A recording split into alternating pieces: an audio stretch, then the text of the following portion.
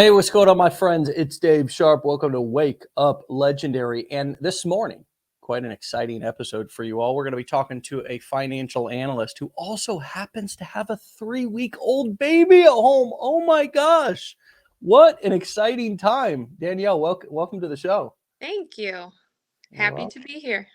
Hey, happy to have you. And you've got a little bit of mom brain, you said, Yeah. before you came on. 3-week-old baby, totally understandable. Congratulations, by the way, to you and your husband. Thank you. You're so welcome. So, what led you to Legendary? How did you find us? What were you looking for? So I actually wasn't really looking for anything. My husband came across a girl on Instagram talking about it, which is kind of funny because I feel like I hear a lot of women that come on this show say that their husbands were the ones that were really skeptical about, like them starting and investing in something like this.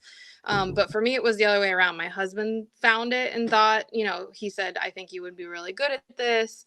Because both of us have been for a long time, our goal has been to be able to be home with our kids 24/7.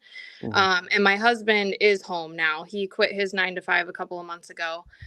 So he was kind of looking for something for me to do, and he found this and, told me that I should try it. So I was definitely super skeptical starting off.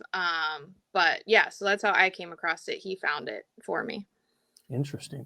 And that how did you pick up passion on your own?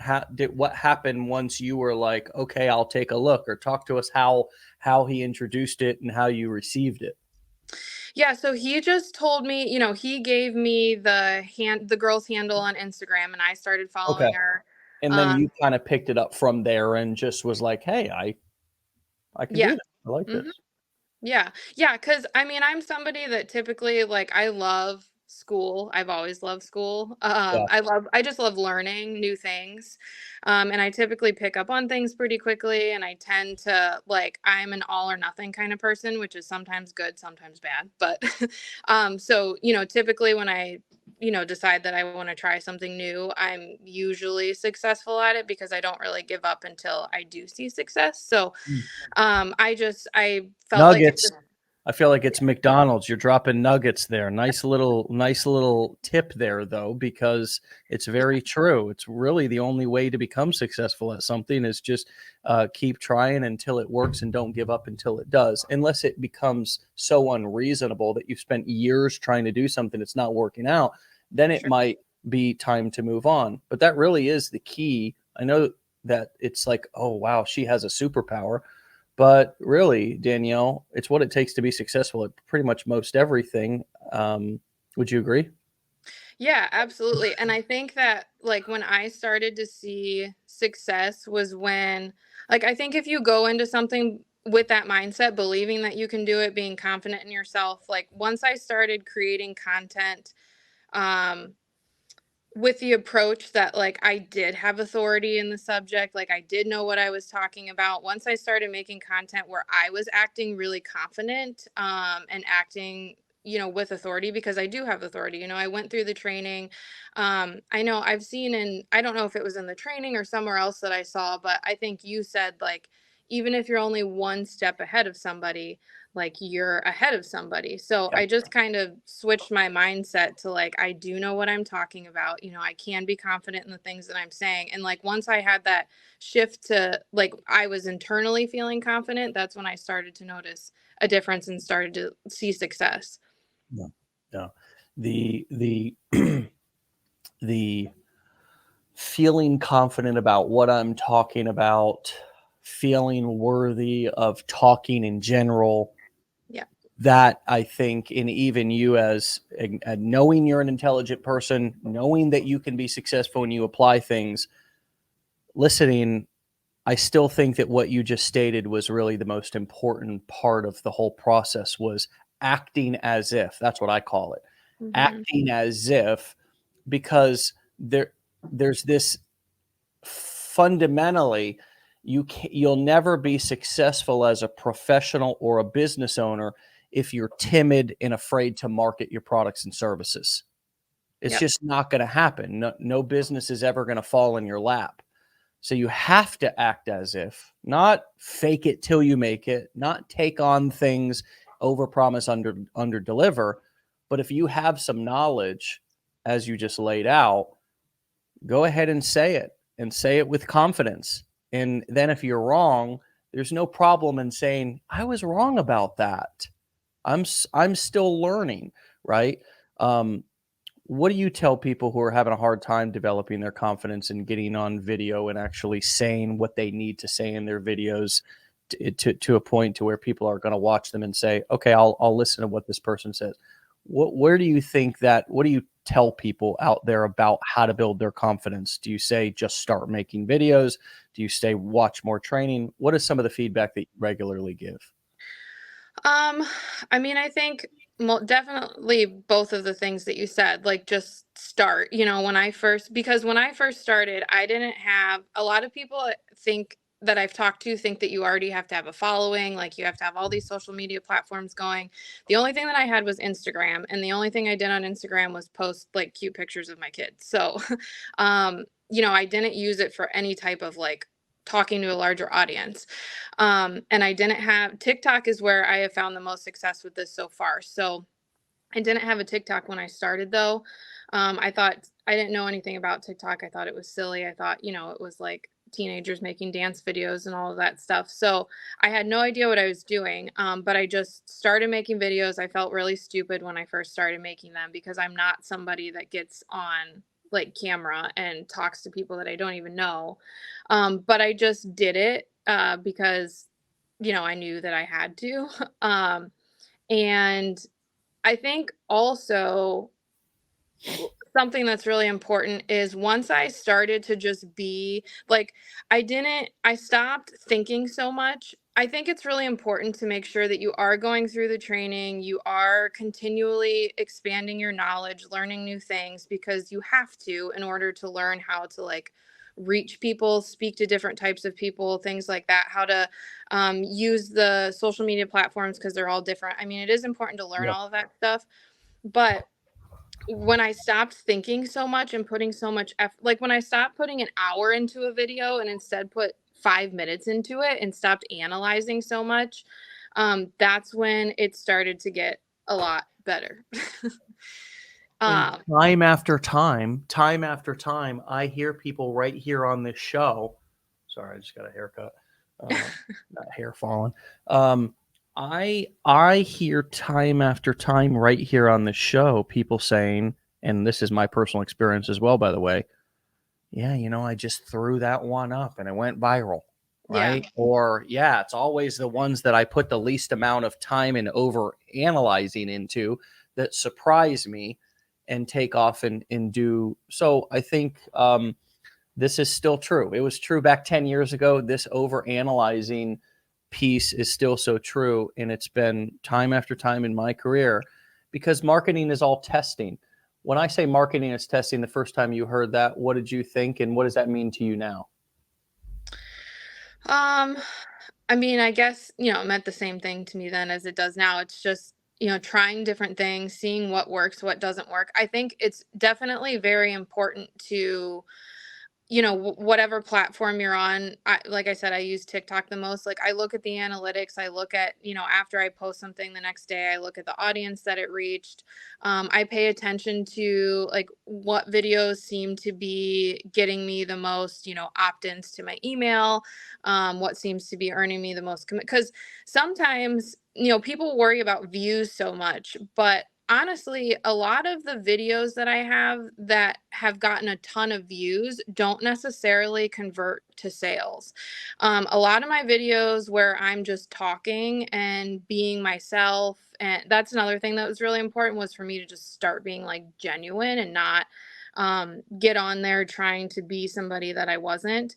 Once I really started to just, be genuine and talk, especially on TikTok, those videos get less views. They're in the hundreds as opposed to the thousands, but those videos are converting a lot more sales for me. So I think it's important to not pay so much attention to like how many views is my video getting. So that's one part of like the testing. Like don't necessarily look, okay, this video got, 15,000 views, but how, and maybe even a lot of email opt-ins, but are you converting to sales from those email opt-ins? Or is your video that has 400 views and maybe only 10 email opt-ins, but like 40% of those opt-ins I'm converting into sales? So, those are important things to be Oh, looking at. So, and then just like keywords, certain things that you say or certain things that you like put in the caption of videos.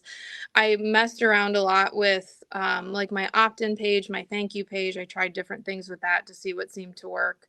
yeah, So yeah, I mean, I good guess for that's you. what I would, take as testing, is just like try different things and see what works. And I want to go back to something that you said a moment ago, which caught my attention, which was I started to become my authentic self. I was no longer, being something that I thought I needed to be or whatever. Can you talk about what you thought you needed to be at first? Because others may be feeling that same pressure. Yeah.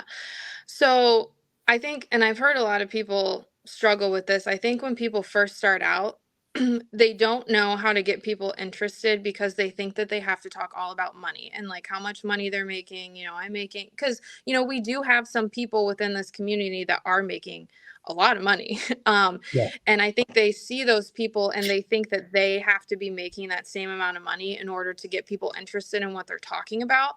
But honestly, the content that I put out that gets the most people interested in what I'm talking about is when I talk about, Emily Walcott talks a lot about like when you touch the heart, when you get into that personal stuff. Like I talk about being a mom, I want to be home with my kids.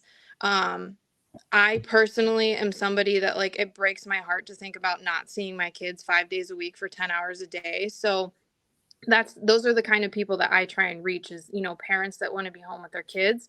So once I started talking about, that kind of stuff, and just talking about, like personal information, not too personal, but, just like personal facts about me, like posting videos of me and my husband, like taking our daughter somewhere.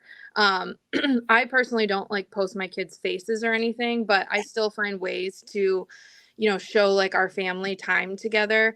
Yeah. And though that always ends up getting me a lot of results. So, I mean, really just putting out there like who I am, why I started doing this. Yeah. Um, I'm in the corporate world, so that's something that I tend to talk about sometimes too, is like how I just got tired of, my goal when I started in the corporate life was to climb the corporate ladder, end up in an executive position, making all of this money. But that's the last, ever since I got married and started to have kids, like that's the last thing that I want. Because again, like I'm not my authentic self in that situation because I think it's all a bunch of BS, to be honest with you, for It the is. most part. I mean, there are some great, companies and corporations out there. I'm not saying that anyone who's in the corporate world is, but for me personally, like They'd all agree that there's a bunch of BS. So yeah.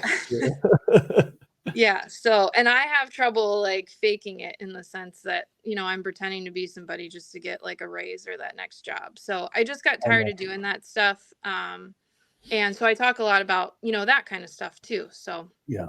Yeah, it's very relatable, and it's also what the money will get you. So Mhm. it's not the people can't even identify with a number in a bank account, even if they've never, especially if they've never had that number. But what they can relate to is an extra hour with the kids, coming home and not being kind of tied to your phone, chained to your phone, checking emails, not being able to unplug from the day. I listened to a guy talk about him putting his phone on airplane mode, and because he was walking through the door, and just like as he was walking through the door, and I can relate to this. I've done this before, kind of like just finishing up a couple of messages or whatever, or got something else going, and the kids are like, "Daddy," and you're like, "Hold on, let Daddy finish something." You know what I mean? Like that's what he was talking about, and I was like, and here's a guy who's again, this was a podcast I was listening. It was just a clip, and it was a guy, a multimillionaire, but he never mentioned the dollar amount, never mentioned. As a matter of fact, what he was saying was that the kids don't give two damns about how many cars we got in the garage, how big our house is all they want is our time. Yep. So that became my goal, to give them my time. So I put my phone on airplane mode at 6 o'clock every night. So that hit me, and he never mentioned a single thing about a dollar amount, whether he has more or less than I do. I don't know. I just could relate. And I think every adult can, no matter how much money you make, to that feeling of not being able to leave the job at work, bringing it home, and then feeling like you're not really there for your family or there with your family. Mm-hmm. I think all people from all tax brackets can relate to that. Yeah. Yeah, and I mean, especially, like when you have a family and you own a home and everything, there's always stuff that needs to be done around the house. And so, my husband and I were always like having to get that stuff done on the weekends. And so we literally had no time, to spend doing fun things with our daughter. And now, he doesn't have a 9 to 5 now either. So, we just all day long can do whatever we want, get stuff done when we're able to get stuff done. And it's especially exciting with summer coming up. I know you live in Florida, so it's always warm for you, but I'm in Ohio, so it's not. Too warm. So Too warm. yeah, well, my mother-in-law, she lives in Sarasota. So we're actually down there quite a bit, and we never go in the summer because it's miserable. But It is. But I'm gonna pretend like I'm gonna go woohoo, because we make the best out of it. Well, hearing your husband and all this, is having no 9 to 5 the new 9 to 5? I mean, You I know what I think so. mean? Yeah. I think a lot of people think that it's not possible. I mean, you know how it is. Like, you get those comments on social media when you post stuff about that. Like, people think it's too good to be true. And a couple books I've read, like that Rich Dad Poor Dad that you recommend, that people read, and then that I think it's the 4 Hour Work Week, it's called. Yeah, by You Tim know, Ferriss. what's that? By Tim Ferriss, The 4 Hour Work Week. That was a Yes. book that got me originally excited back, 12 years ago. I was never able to actually work a 4 hour work week, even as an internet marketer. But it's a nice idea. Even if you put in an hour a day, that's still 7 hours a week. Yeah. Well, and I mean, even if you're putting in like 4 hours a day, if you're at home doing it, and you can do it when you do have, like, I work when my daughters nap, in the evening Yeah. after they go to bed, in the morning, whatever it, or, when they're playing outside, I do it when I'm not taking away from the attention that I want to be giving them. So Yeah. I think just starting to like read stuff like that and change my mindset, because, we're just so ingrained to think that, we have to, like, out of high school, you need to go to college for 4 years or more. Cause nowadays you have to get a master's degree to get, any kind of decent salary. And then after you're done with that, you're going to work, and, a lot of people drive far to their job. So maybe they're driving an hour to get to work. They're there for 8 or 9 hours. They're driving an hour to get home. But that's just like, people think that's just normal. Like, that's just what you do. That's what you have to do in order to support your family. Um, Absolutely. so yeah, I mean, just having that mindset shift that, like, oh, actually you don't have to do that, and there Right. are other opportunities out there in this day and age, like, to make money online. But I mean, that's why that was me at first. I said I was a skeptical one, and my husband was like, you should try this. So I mean, I Absolutely. was God definitely bless. very skeptical at first, but And you yeah. should be, quite frankly. You Yeah. should be skeptical, folks. You Hmm. should be. There is a lot of crap out there. You should be very skeptical of me, us, and anybody else.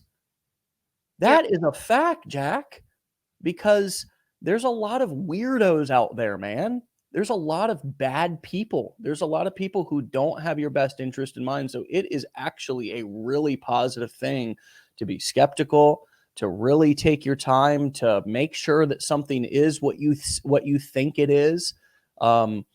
Be very careful out here on the internet. And quite frankly, I'm not here saying that this is for everybody. People come into this community, sometimes I see them in comments as if we're saying that this is for absolutely every single person. That's not what we're saying. We're Hmm. not saying that this is for absolutely every person. The same way that your college enrollment officer should have told you that college isn't for everyone. It really isn't. And I've heard that from enough college graduates now, even though I'm not one, to know that, hey, look, college can be a burden for a lot of people who are not really clear what they want to do, and then may not even land in their degree field, but still have $50 to $100,000 in debt. So Mhm. this is not for everybody. But the beautiful thing is that you can develop the skills and discipline that you need to do this if it is something that you want to do. If Right. it is something that you want to do, time management is also an important thing. Learning how to manage your time. You mentioned 10 hours a day with your kids at minimum. That's a lot. How do you how do you turn it off at night to make sure that you get the, and not let it push into my biggest problem years ago was overworking and then working into family and not being able to have boundaries around my time and just post the video. I wanted to refilm it, or I wanted to rewrite something, or I just had a hard time managing my time. How do you manage your time now with one, maybe two kids, a husband, Yeah. and this business, but also managing your own energy? How are you managing your time, and what does a day look like? Like, where you mentioned naps. So can you give us a little bit more? What does a schedule look like? Just in loose terms, but help us understand where you're fitting everything in. Yeah, so it actually helped me a lot to have this second baby because when I first so I started in, I think I purchased the training end of November or December, of 2022, so just a few months ago. And when I first started, like I said earlier, I'm an all or nothing kind of person. So like when I first started and watched the first couple, I think it took me to like video 3 or day 3 to be like, I'm doing this. Like I think day 3 was when I decided like absolutely I'm gonna, give this everything. I really want to do this. And so once I made that decision, I then started to give it a ton of my time. And I'm fortunate enough that my husband is home, so he was able to pick up things that I would normally do, and this was before our baby was born, so we just had our toddler. And so he was taking care of her, making her most of her meals, putting her to bed at night and stuff, because in that first few weeks that I went through the training, I was like putting a lot into it. And I did get a little bit overwhelmed because I was putting so much time into it every day, because I just wanted to like get started. Um, and so then like once I did get started, I launched my social media page. Like that first month is really important. I think you do kind of have to like post a lot. You want to build your follow. I mean, you can move slower if you want to, but I didn't want to move slow. So, and I wanted to get everything like started and set up before our second baby got here. So, I was putting a lot into it, but and stressing out a lot about it. And like I said, like spending an hour to make a video, like analyzing it afterwards, checking my TikTok like every 10 minutes, like how many did I get more views? Like, did I get any comments? Like looking at my email, did anybody opt into my email? Like I was constantly checking things. And then once I got closer to my due date with my second daughter, I started to scale back a little bit. I decided like I need to take a little bit of time. I can get back into this, hardcore once she's born and I'm done like healing and, we get through those first few weeks. Yeah. And when I took that step back, because I did work really hard in the first couple of months and got everything, automated, all of that stuff already set up so that I didn't have to be, working on little things. A lot of days, like I only posted one video and I just posted like a video, I reposted something that I had already made like a month ago. Or I talked about like I made a new video, but I kind of like talked about the same thing. I started doing that and I was still getting the same amount of sales, actually more sales, like my sales increased. I think just because like I finally had gotten established and I started to gain some traction. But so that period of time, those few weeks that I took a little bit of a break, before my daughter's birth and then afterwards, I realized like I don't have to be putting in this 6 to 8 hours a day into this business in order to be successful. So now that I've, started it again, got back into it again, now that my daughter's born, Yeah. I'm only spending like 2 hours max a day on this. I intend to in the future spend a little more time. There's more things I want to do. I want Of to course. branch off into another niche. I would like to eventually create my own digital products, things like that. But I can slowly, kind of work towards that. So, I mean, typically in a day, I'm honestly not really I'm thinking, I'm always like thinking. So, Yeah. I'll get ideas that pop into my head and I just make a note in my phone so that I can, address it later when I have the time. But I'm primarily working for like 2 hours in the afternoon. My 2.5-year-old naps, from like 12 to 2, and Yeah. then my newborn is still sleeping all the time. So, Yeah. I usually just take those 2 hours, and Mm. then after the girls go to bed at night, I usually will like browse some other content or like do something to kind of like expand my education, if you will. I'll Sure. do that for a little But bit at night. in a relaxing way, kind of Yep. like not where you're particularly filming, but more where you're like kind of relaxingly researching and looking what other people are doing, kind of maybe on the couch or whatever, just laying Yep. around type of thing. Yeah. Yep. Yeah. Yeah. Yeah, So totally. that's kind of what a typical day looks like. I mean, and then the rest of my time, I'm just, being a mom. So, Yeah, yeah, and that makes so much sense, and it's very clear. It's very well laid out. Sure, very helpful to everybody listening. I can remember when my son was born, my last son, the last one. Um, he was sleeping a lot. I was out in the garage. Now we usually have my wife and I work at an office house, but we were both at home, and I was in the garage working and kind of like coming in. But I got a lot of work done during that time when he was sleeping a lot. That was December of 2020 or 2021, something like that. He's going to be 3 this year. So, yeah, like we really you can get a lot done if you put your mind to it and you manage your time. But my favorite thing about what you said was realizing that it doesn't take as long as you thought it did. yeah.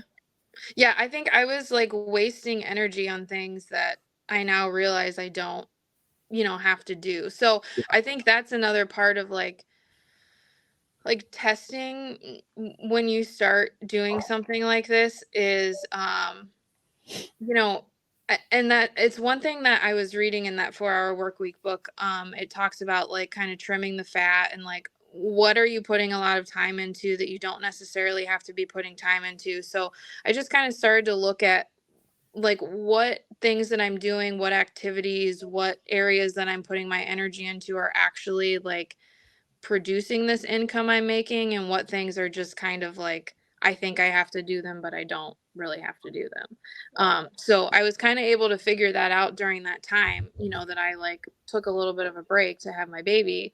Yeah.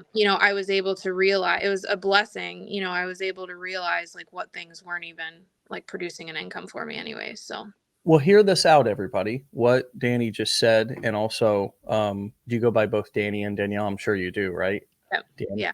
I like Danny. I like Danny for a girl's name. Mhm. Always have. So, so I like this rule, my friends, this kind of concept that she's talking about, which I'm going to give you something tangible to actually lock into right now. It's the 80/20 rule. Mhm. It's the 80/20 rule. 80% of what you do, excuse me, let's look at it from the other perspective. 20% of what you do will create 80% of your results, which means that 80% of what you're doing every day is probably wasted time. Let me stay here for a minute because this is a big deal. This is what Danny's talking about. 80% of your results come from 20% of the activities that you're doing every day in your business. It's your job to identify what are those 20% of activities and begin to eliminate that 80%, 80/20. It's not a new concept, but time after time and in persons after person's life and business, it's true. Have you heard of that before? And is that Mhm. what you're talking about here? I mean, could we essentially boil it down to the 80/20 rule? Yeah, absolutely. I mean, just like in my corporate job, which I do still have my corporate job. Do you? Stop it. I mean, where are you getting the time? Well, I'm on maternity leave right now. Okay. Um, I'm like, and what? I actually also something that I wanted to mention real quick is that so my corporate job is now 100% remote. I work from home. Um, and that wasn't something that initially was the case. I kind of like told them either you let me work from home or I'm not working anymore. Thinking that they would tell me like you're not working anymore. um, but they were like, all right, go ahead. So that's like another example of something that people just don't realize. Like, you just got, I mean, I was willing to lose that job though. So I guess you Yeah. kind of have to be in a situation where it is okay if like they say, yeah, you're not, we don't Oh, want you to work somewhere. if you make a threat and they call your bluff, you better be ready for them to call Yeah. your bluff. But you could even just approach it like, hey, is this something that we could maybe, I think people just don't like ask for things, or they don't try. Um, even like I got a raise that I wasn't supposed to get because I asked for it. I was like, maybe I'll just ask and see what happens. I'll produce a case. Like, I got all of these tasks added on that weren't initially a part of my job description. Do you think you could compensate me a little bit for it? And then I asked for the 100% remote work situation, and they told me that I could. And Yeah. so, yeah, I mean, I think, so anyway, yeah, my point was just, I do still have my corporate job. I'm on maternity leave until sometime in June. But that's 100% from home. So, Right. and it doesn't actually require, I was going into the office 40 hours, but my job doesn't require me to work 40 hours. So, Right. that's kind of like that 80-20 thing is like, Even I, your job is 20% of the stuff is the most important stuff that matters, right? yep. Yeah. Yeah. And that's true with everything. I mean, if you really like want to cut out, like this could be the theme of an entire episode. It could be the theme of entire anything. It's just such a big concept, such a huge principle, is that it's true it's true in pretty much everything. 20% of the things that you do with and for your spouse make up 80% of the impact. 20% of the things that you do for and with your kids make 80% of the impact. Whereas all these other things that a lot of times we take on because we can't say no end up just filling our lives. We say yes to them. They don't really make impact. And then we get resentful about saying yes about them. So as an entrepreneur, it's really important to learn how to set boundaries. I was listening to Rob Drydeck, and he's the guy from Ridiculousness, and he's an entrepreneur. He had some clothing companies, but he said, the more successful I become, the more valuable I realize that my time is. And when you realize how valuable your time is, it's a lot easier to say no.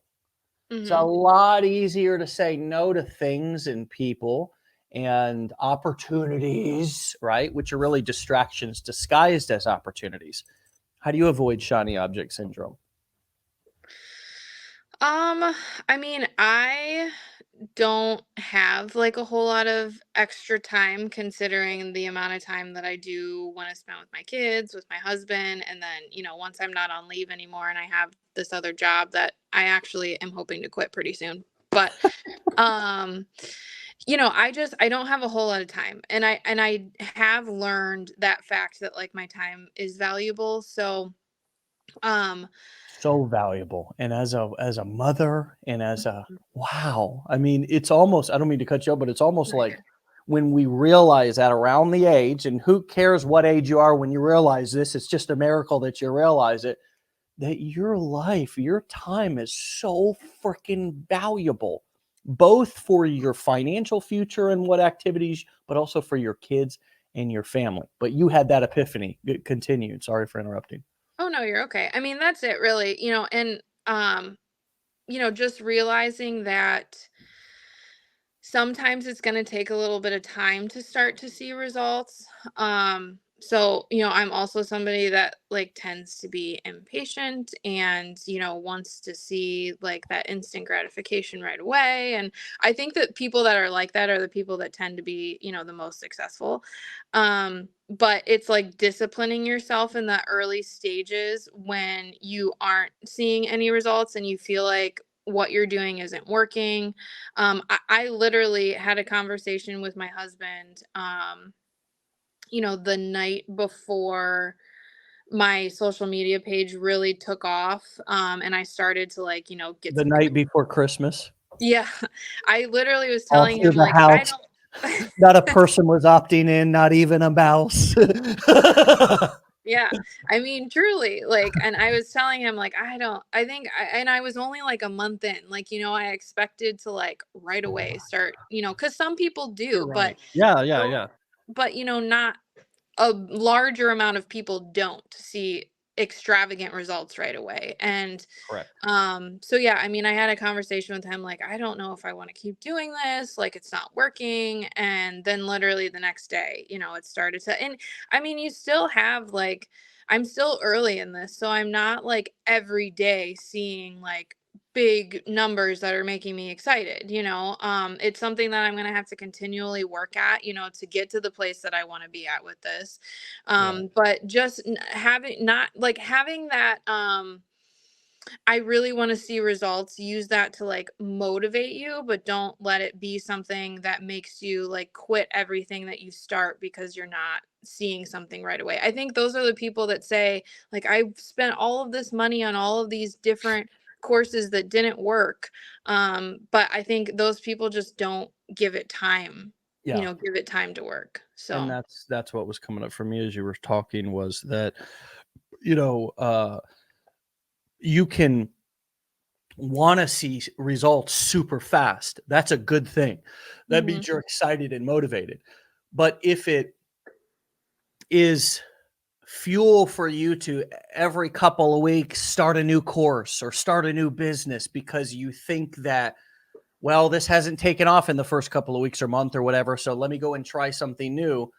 Just every time you do that, the best image for you to remember is that meme of the guy digging for the diamonds and he quits right before he gets there. mhm, It's like so often we quit, as I like to say, right before the miracle happens.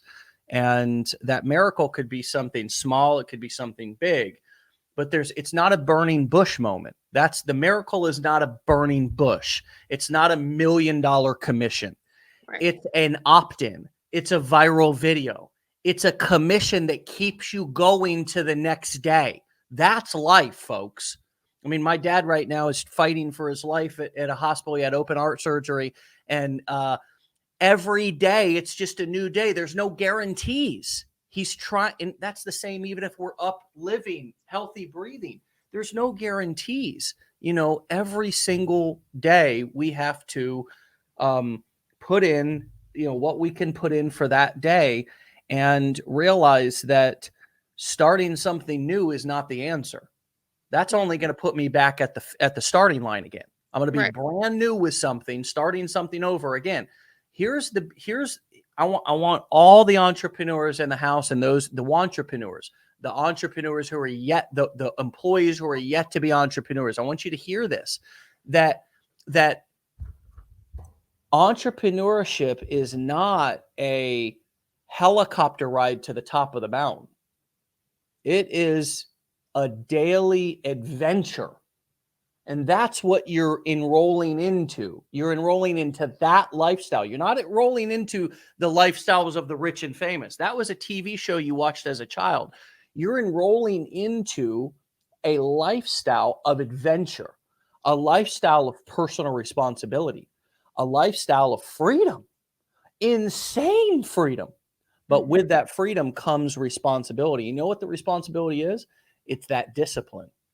It's that if you're going to be the CEO of the company, I want you to think about your company 5 years into the future, and think about, if you were in my shoes and you had a couple of bad days or a bad month, do you shut the whole company down? Do I shut the whole company down? That's how I have to think, even if I've only got 5 followers, right? It's like I have to know that these 5 followers are going to turn into 5,000, are going to turn into 10,000, are going to turn into 50,000. And I'm going to have the same exact challenges at that point that I have today. I'm going to still run into problems, and I'm going to have to ask myself, do I want to keep going or do I want to quit? Do I want to abandon ship because that over there looks hotter? Do you know how many opportunities I've had come across my desk, Danny, in the past 10 years that I wanted to do so bad? But it's like, I know this will kill me. You know what I mean? I know it's going to kill everything I have if I pursue this, and it's like being super honest with myself. What's something that you've had to be super honest with yourself about? And then we'll get you out of here, because I know you got to go relieve the husband. Thank God. Let's give him a huge standing ovation for the work that he's putting in. What an incredible guy. But what have you had to be super honest with yourself about that you didn't expect to have to be over the past couple of months? Um, Or oh what did you God. have to come to terms with about entrepreneurship is more specifically what I'm looking for here. What have you come to terms with that you didn't particularly know that you were going to have to or was going to be a part of this journey? Um, I think so. I'm somebody, and I don't really know where this comes from. I mean, probably something like growing up, everything comes from our childhood, right? It seems. But It does. I know. I am somebody who's so hard on myself about absolutely everything. Mm, Um, and I second guess myself about everything. Like my husband is on me all the time about like I can't sometimes I just like can't make a decision because like I question. I don't just go with my gut. I don't go with even things mm, with being a mom. Like I don't trust myself as a mother sometimes. That I'm making the right decision for my kids and relatable. um, yeah, I mean, my husband is like the opposite. He like isn't hard on himself at all and like just makes decisions without really thinking that Good about them for that him. much. And yeah, it is. I mean, it's good. It's like a good balance that we have for one another because it makes me sometimes I can be like, okay, maybe we shouldn't buy that. Let's not like instantly jump on that decision. But so we kind of balance each other out. But anyways, so yeah, I mean, it's when you do decide to become an entrepreneur, create your own business, you're going to have failures, you're going to have things that you do and you try that don't work, and not allowing that to like make me internalize the failure and make me feel like I'm the one that's a failure and like this is just something that I can't do, like clearly I'm just not made to be successful at this, like I can't do it, instead of like beating myself up and letting failures or letting like slow weeks that I have or whatever it is um be something that makes me quit or makes me lose that confidence. So then, like in my content or, when I'm talking to people, I no longer exude that like confidence and that authority. I lose that when I allow that stuff, those failures or those minor setbacks to affect me Yeah, internally. So I've definitely had to like, I've always known that I'm like that, but this has like started to bring it out a lot more. Like I've had some days where, what I'm doing now with this has made me like cry because, I do feel, I have had days where I feel like, I'm failing or like I don't know what I'm doing or I don't know if I can make this work long term. And luckily, like, my husband is really good at like talking me. He knows me well enough by now that he knows what to say to me in those situations. But so yeah, I mean, just like facing that, in this online business world and this entrepreneurship world, like not internalizing, those setbacks and failures. I love that. I love that. Would you mind sharing what does help you for somebody to say to you when you're feeling like that? Because sometimes it's helpful for us as the entrepreneur, the person who's trying something new in the relationship, whatever, to really tell our partners, hey, I'm feeling like this. I know this is new. It'd be really, these are some of the things that would really be helpful for me to hear right now from you. And I love you. And what you're saying is not wrong. But Danny, what are some of the things that you like to hear when you're feeling like that? I mean, sometimes I just need to like look at it and talk it out like logically. So I because all of that stuff is like it's emotional and emotional emotions are wonderful and they're we're meant to experience them and there's a the range of emotions that we experience that, as humans, like have a purpose, Yeah. but at the same time, focusing too much on emotions and being like over emotional in a lot of situations can just be really destructive. So a lot of times he just kind of like brings me back to earth and like helps me look at things a little more practically, like what's the worst thing that can happen if it doesn't work out? Like, is it the end of the world if it doesn't work out? No, Mm, it's not, because like we are okay, financially, like, or we'll find something else that can earn us an income. And then like he'll also point out, decisions that I have made in the past and like you know, our 2.5-year-old daughter is an amazing little human. And, you know, he'll point out, like, look at, like, you know, how smart she is, or how, like, polite she is, and how, Yeah. Oh, your you know, daughter? whatever it is, Yeah. like, you Oh know, because God. Yeah. like the work that we have put in, and primarily me, because he only just has quit his job a few months ago, and he wasn't home a whole lot when he was working.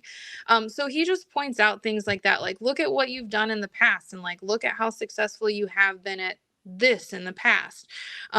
So I think just kind of like bringing it back down to earth, like not letting your emotions like take you away, and instead like kind of just like, sometimes I just need a little bit of a reality check, and to realize that like I don't need to take myself so seriously. I don't need to take this venture so seriously. Like, it's okay to relax a little bit. So that's the kind of stuff, you know, that he usually says to me.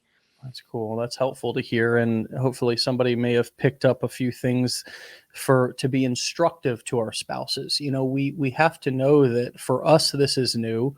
Or we have to remember, it's helpful for us to remember that this is new for us. It's also new for our families. I mean, Yeah. when I started this dadgum thing, I went from construction to setting up a desk in my middle of my living room 12 years ago. My family was like, "The hell's dad doing?" You know, I'm like, shh.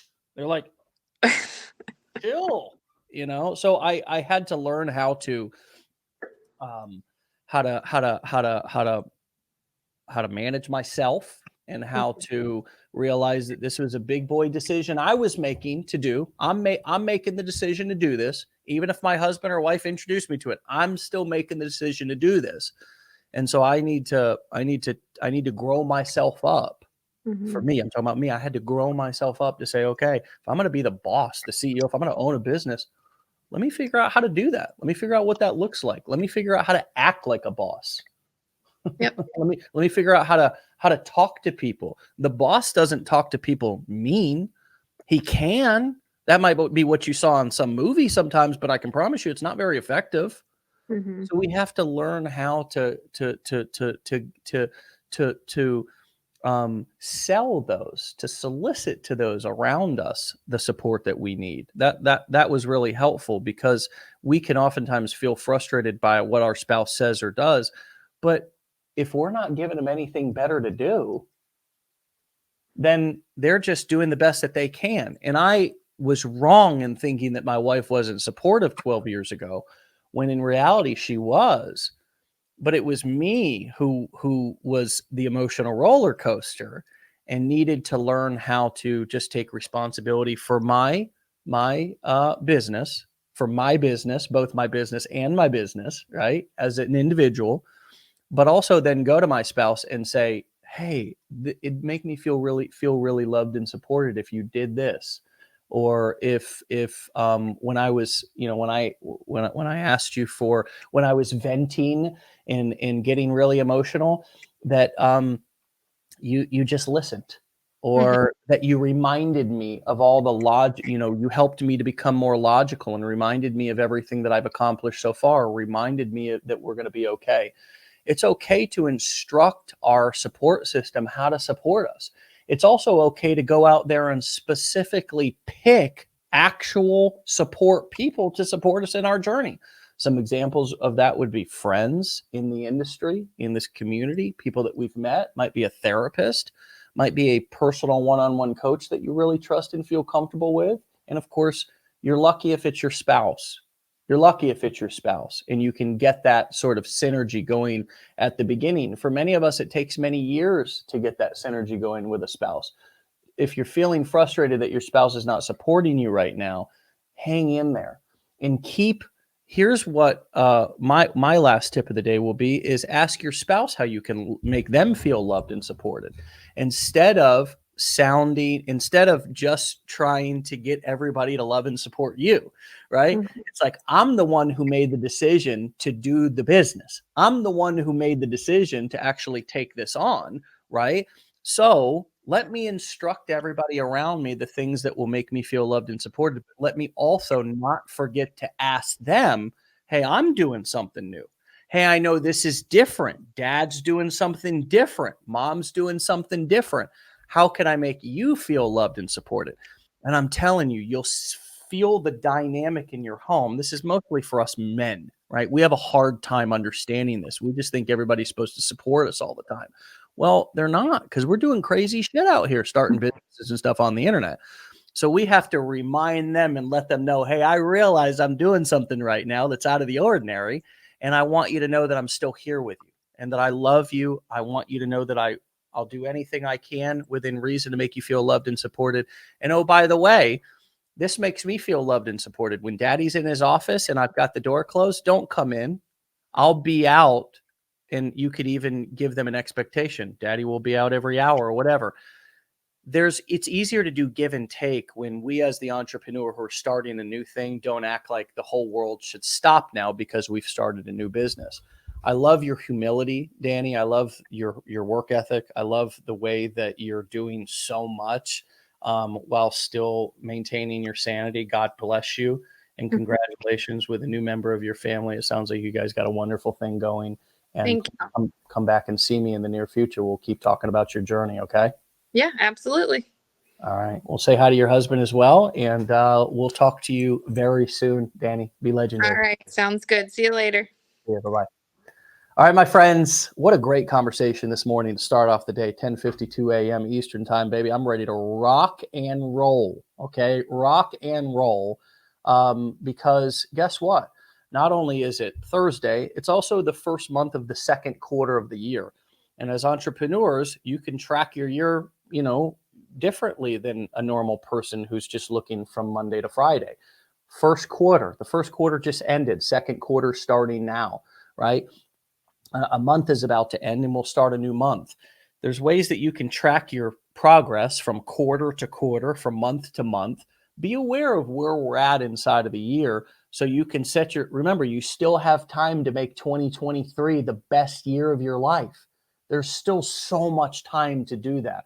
So take the nuggets that Danny dropped today, implement them into your life, and know that they're going to feel a little bit different and look a little bit different for each one of you, but personalize this business into your life and see how it flourishes, see how it blossoms. Just keep watering it, keep putting sun on it, meaning keep learning, but keep taking action and don't quit. We'll see you back here tomorrow for another episode.